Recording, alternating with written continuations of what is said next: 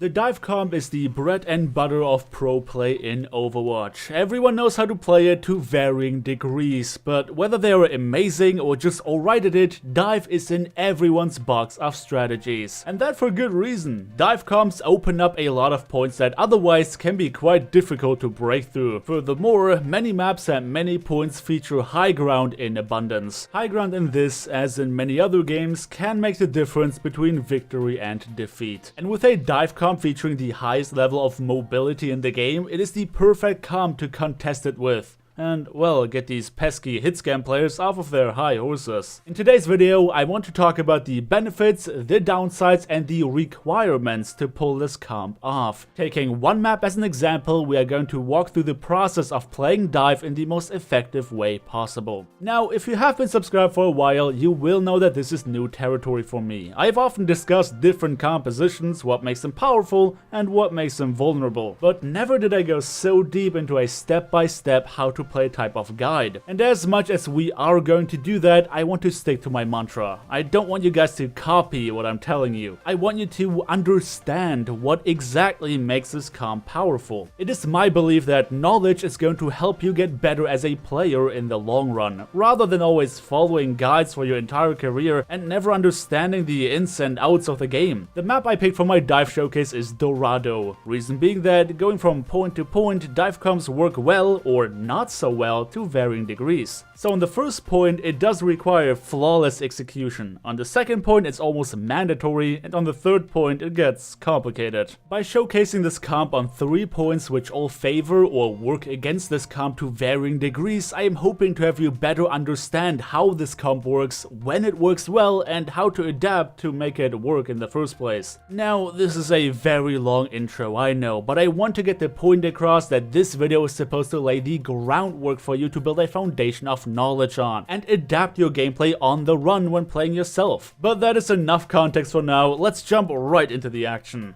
What is a dive comp? A dive comp specializes on superior mobility. It combines many heroes with abilities that fit that theme, and their goal is to use that mobility to control the map, control respawns, and pick and choose their targets. Why play dive in the first place? The power of dive comps comes down to taking fights on their own terms. As opposed to slower death ball type compositions, they can not only quickly engage, but also choose freely who to engage on without having to deal with the enemy frontline first. Their ability to control the pace of the battle and punish positional mistakes is what makes this comp so dangerous. But the level of coordination required also makes it difficult to pull off. When do I play dive comps? Going for a dive composition makes a heck of a lot of sense on attack when playing maps that feature high ground in abundance. Low mobility compositions often cannot contest high ground without taking a lot of damage in the process, and that is why dive works so much better against it. Maps that are not as open, that force you into choke points, often don't favor dive comps because it restricts their ability to freely choose their targets, and they make themselves more susceptible to splash damage. If I was to try and narrow this comp down to merely 3 keywords for each of the requirements to play it, the benefits of playing it, and the downsides you have to deal with, it would look a little something like this. Dive comps require a lot of coordination to take fights quickly and end them even faster. Decisiveness in their calls and decisions is definitely a must. If you are indecisive in your dive and you split your damage too much rather than focusing the same target, you lose. And lastly, map knowledge. Knowing which points you have to contest, which angles you can use to your advantage, and also knowing where the enemy supports typically like to take cover. All of that is certainly required to play an effective dive. The benefits, as we have already discussed, come down to the highest level of mobility present in the game, dictating the pace of the battle and ending engagements very quickly. The downsides may start to become apparent. They have very little sustain to survive drawn-out engagements, they have lackluster crowd control for mid-fights, and it is very easy to mess up when playing this composition. To understand the downsides a bit better, we have to talk about hero choices. There are certain heroes you will see in virtually every dive composition. That includes Winston, D.Va, and then a mix of either Genji and Tracer if you don't see both of them. The reason their mid-fights are lackluster, which is why they want to end a fight as quickly as they started it, is because they have no hard crowd control that can easily be comboed with. You are lacking the Graviton Surge or Shatter that you would have in a more death ball orientated type of comp. Effectively comboing with a Primal Rage or Self-Destruct is not all that easy, but not impossible. They're mostly used to force suboptimal positioning on the enemies, which your dive can theoretically take advantage of. Tracer and Genji, however, both feature ultimates that contribute to the level of control that a dive comp is trying to achieve. You got Pulse Bomb, which is a very disposable ultimate for a good Tracer, and also the perfect tool to stagger someone. Dragon Blade gives you the mobility and firing power to do effective cleanup, but also chase down survivors to put them, again, on the stagger train. As much as you typically see those 4 heroes in dive comps, there's a bit of variety you can take. But just as typically as those 4 are usually the addition of Lucio and Zenyatta. Lucio adds to their mobility, speed boosting their tanks towards their targets and adding that extra bit of AoE healing. Zenyatta brings a ton of damage, which adds to their offensive potential in the form of not only Discord Orb, but also his own primary and alternate fire. Beat Drop and Transcendence are often used to keep the mid-fight going if things don't go quite their way, or alternatively to engage with a Dragon Blade and open up the engagement with a couple of picks. If you have to use your defensive ultimates, well, defensively, that's usually not that good of a sign because it means that you kinda lost control of the fight. At any rate, to get back to the variety I mentioned a minute ago, there are alterations of dive that replace Zenyatta with a Mercy, and either of the DPS make way for something like a Pharah, Widowmaker, or Soldier. In that case, your dive loses a bit of initial firepower but adds more sustain. You're usually gonna see the Mercy as a belt attachment for the new DPS, while the rest of the comp dives in to create the space for that new DPS to rain damage down freely. But in today's video, we're gonna take a look at the traditional dive where all 6 members try to dive in together rather than splitting into a 4+2. However, once you understand how dive works in general, you're easily gonna be able to adapt that for any other variation of dive as well. Alright then, let's start with our step-by-step guide. Why run a dive on Dorado? Our rationale behind swapping to a dive is the situation that we're currently in, something that I've seen happen quite regularly in my own matches around 3800. But again, it's about understanding how dive works in general, so the rating is really not all that important for us today. So picture the following scenario. You are having a hard time capturing the first point with your standard death ball, but you eventually win the team fight and get the payload almost all the way to the end. But then the respawns come in, they dump their ultimates in your face, and you find yourself with about a minute or so left to come up with an idea to take the first point. You use your ultimates to win the first team fight, and now the enemies use most of theirs to stop you. On their side, we are seeing a fairly standard composition to run on Dorado defense. Soldier 76 because you are usually expecting the offense Pharah, Junkrat and Zenyatta to spam down the choke, Roadhog and Orisa for the picks, and Ana for the bulk healing. Again, a fairly standard comp to run here. Now, since the payload has gotten very close to the end, the opposition is forced to play around it to avoid a back cap. So you got Junkrat, Roadhog, and Orisa in front of it to maintain a clear sightline to the choke point, which means they can see you and dump damage into you as soon as possible. You got the Soldier playing around the fountain to get a clear LOS to the top left, as well as a decent view on the middle so he can do both. Contest the Pharah that likes to fly over top those buildings because she can drop in for cover, but also add to the damage for their own main squad.